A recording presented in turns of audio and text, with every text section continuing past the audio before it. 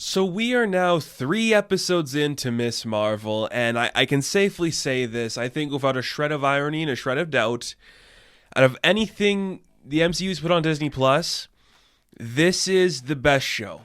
It is, because it honest to God feels like somebody had a pitch for 6 episodes and didn't have to extend a movie. It's the first time it's really felt like that. I also want to preface this. It's probably the best looking show they made. It's that great. I will sing the praise of this forever. And I do want to mention this kind of before we get into the episode. It has the lowest viewer count for the first episode debut. And there's a lot of things going against that. Multiverse of Madness dropping recently, going up against Obi-Wan. It's a lot of stuff to work against this, but also the same reports indicate there's more people of an ethnic background that are watching this than have watched the other shows. Which is great, because all the other shows are pretty much white people, except for Falcon. So that's great. I love that this is finding its audience, finding the right audience, because the wrong one's not going to watch it. Thank God for that. Because episode 3 of Miss Marvel is officially my favorite episode of Marvel television they put on Disney+. It was brilliant, it was fun, it was creative, it was cool. It was also very interesting, because it opens up with a flashback to who these people are that have captured Kamala. They were associated with the 10 Rings, apparently, which is kind of an interesting area to explore. Okay, I can dig that, I guess. But on top of that, there is a blue person with the bangles, and now they get them back. And guess what? Kamala's power come from being a djinn. That's right, her great-grandmother was connected to this group. They were trying to find this woman forever, but they couldn't find her. This is a group of djinn. Okay, this is an interesting idea. First off, it does kind of play into the theme of Kamala's power sticking more towards her own cultural depiction of what she could be a part of, which I think is interesting for a show like this that's clearly trying to be about her culture, that you're like, okay, the powers don't come from Inhumans or Kree or any of that shit. It's about her family. It's about her cultural and her heritage. That's a cool idea. I can completely understand getting behind that. It's doing a better job at that than Moon Knight did, so good for it on that. On the other hand, there was a blue body buried under some rubble, so it's probably a Kree. So they're not stretching too far out of this. Maybe the Jinn is a offshoot of Kree that came to Earth Eternal style, and this is what they're doing. It does feel weird to me that we're getting another race of ancient beings connected to nothing. We just got Eternals, that's very recent. I don't know about that. It didn't really work in Eternals. Is it going to work here? I guess we'll find out. But Kamala is more than willing to help these people get back to the Nor realm, which is, I guess, is their own existence in somewhere. That's kind of fun. Another area to explore for this mythology. I'm sure you could tap into a lot of other ideas with that. It's interesting that the basic idea here is that Kamala's powers are more magic-based than cosmic. I think that's fascinating. But I get it, whatever. And Kamala is actually willing to help these people. Because Kamran, he's cute, remember? He's actually not really as powerful as them, so he's just kind of like the young buck. So that's fun, I guess. Did they explain how she had a kid? Did they explain that, how she has a 15-year-old kid, but she was ancient? I don't know, whatever. It's kind of fun. I think it's just an interesting idea they're playing with, and it could lead to something interesting. Again, I still think it's going to be the Inhuman stuff, but if they actually stick with the Jinn stuff, that's kind of fun. They were kind of setting it up in the earlier episodes, but that's something they could explore. So Kamala wants to help them. She goes to Bruno for help, yo, I think my powers come from being a Jinn. Can you tell me anything about that? And he's like, yeah, I think Eric Selvig wrote something about it. Cool use of a callback. Why was Eric writing about the Jinn? I don't think he'd have any actual connection to the Jinn because he was writing about science and stuff. And I guess his science did become magic that we didn't know about yet. So I guess it makes sense. Yeah, I guess he did explore the other realms and stuff. So okay, I'll buy the name drop. I didn't really care. It just makes me go, is a Skarsgård gonna be appearing in this? Are we gonna see Stellan showing up again? Look, Darcy's back. So Jane's back too, actually. Maybe we're actually gonna see Eric show up. So that's kind of fun.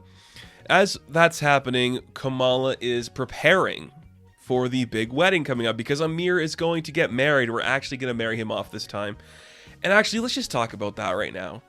Any sequence that we've seen in one of these superhero shows, this might be the coolest sequence I've seen. I absolutely adore it. The entire sequence from the beginning of the sequence to the end is perfect at the wedding.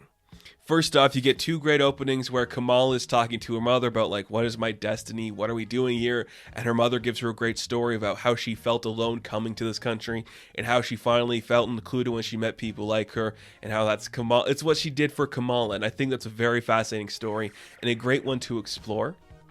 I like the way that opened up. And then while we're right before the wedding, Aamir is talking to his father, and it's just about, like, I do not have any money. How am I going to give this girl everything she needs? And the father's like, all you need is love. You are with a family and a community, and we're all going to support you. I love it. I love the sense of community in something like this, because that is how you depict this culture appropriately. It feels authentic. It feels honest. And it's doing a great job at that.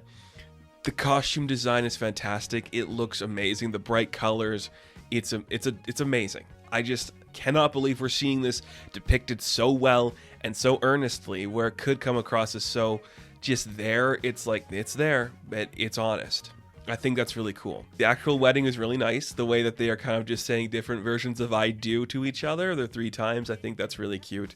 And when they actually just accept each other, it's a nice moment. And then we go to, I guess, the reception or something, and then there's the big dance number. Oh my god, thank you.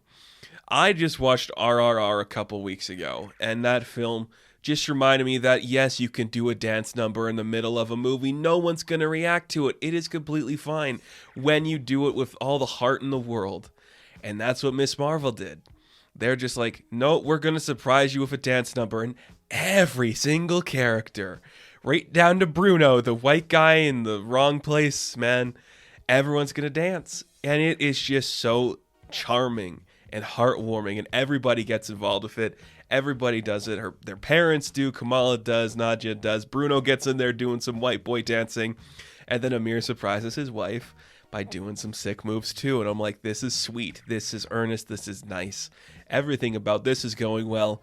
It's shot so beautifully too. And that's just the part of it I adore, is how beautiful it looks.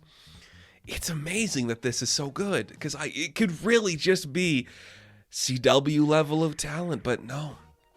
They're putting their all into this, and I think that's impressive. And then from there, it leads into Bruno and Kamala awkwardly going to dance with each other. But Kamran shows up and says, yo, since you can't figure out a way to do it safely and send them back, they're all pissed. And they come to fight Kamala in the actual wedding, so she has to make a distraction. And then she has a fight scene to Bon Jovi. Like, that's brilliant. That is just so cool. And it looked great, and the fight scenes actually looked interesting. The way Kamala's using her power as a defensive instead of the offense. And when she gets the offensive moment, it's the embiggening, and she uses the fist to punch the guy. I'm like, yeah, you nailed it. You really got the tone of this thing perfectly. This girl trying to figure out her life. Oh, man. Was that whole sequence awesome. And that is just where I'm like, this is an episodic show. You completely understand the structure of television. It doesn't just end the scene there. It's just like, here you go. We're resolving issues at the end of this episode with setting up new ones in the next one. Every episode of the show so far has had Kamala dealing with a conflict that is resolved in that episode. It's not lingering over to the next one. It's just setting up a new one. It's actually brilliantly written. That is a really impressive thing to see. It's amazing that this looks so good. It really is. And during all this commotion, Nadia actually finds out that Kamala might have some powers after Bruno gets brutally hurt. And yeah, all the friends know, but she still can't tell her parents, which of course you can't. That's the kind of show we're watching here. The parents seem to be out of the loop until the very end, when we have the big reveal where Kamala talks to her mother and they have the intimate moment. I cannot wait to see that. I think that's going to be like a top tier MCU moment. I think it's going to be really fun. But I cannot believe how well the show is just doing. Every single action beat is working so well. And it's not even an action-heavy show.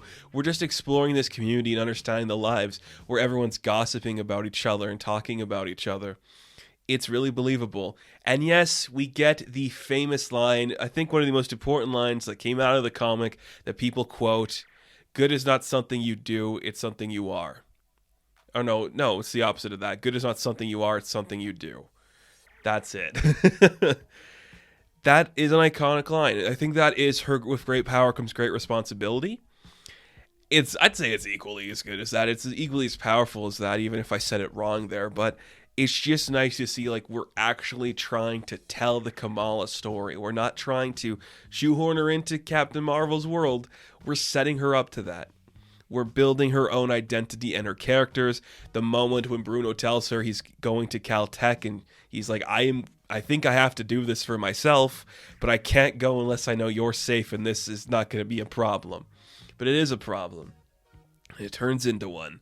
And again, at the very end, when Kamala has to lie to her parents, it's heartwarming, but it's also heartbreaking. And you're like, this is it. This is the comic book come to life in a way that I didn't think we'd ever see for a show like this. But holy cow, is it looking spectacular and doing some amazing stuff. So the choreography for the dance number and the action sequences both looked impressive. The sense of community, scale we're getting in that community is really cool. The way it's exploring all these different identities in this community is really fun. And Aamir is becoming a favorite character of mine because he's just so honest about it. How am I going to support my wife when I do not have any money? It's realistic. I believe it. Very cool. It's very well written and very well done. And I think Miss Marvel is just proven to me this is the show that deserves it all. The fact that they dropped this the same time as Multiverse of Madness and Obi-Wan is a damn shame, because this should be your top billed show. This should be the one that is getting people to watch stuff on Disney Plus because it's better than anything else they put out. Honestly, it is so well done. I am impressed by every frame of this show. It has surprised me at every turn. I cannot get over that dance number. I am just blown away that was actually in a show like this, and then it leads into a Bon Jovi action scene. How cool is that? Are her powers Jinn related? I guess we'll find out. Personally, I think it's just a red herring, and we're going to throw it over to the next thing. Probably in the Marvels movie, but I guess we'll wait and see. 3 episodes left of this show. I could watch 10, 20, and 30 of it. It's that good. It's that fun. And I hope everybody who's still hesitant about Miss Marvel checks it out, because, oh man, is that something special. So that's going to do it for this review of Miss Marvel. Now, thank you guys for watching this video. Be sure to like and subscribe to the channel. As always, you can check me out on Instagram, TikTok, and Twitter. And as always, I will catch you in the next one. Have fun. Stay safe. Good luck.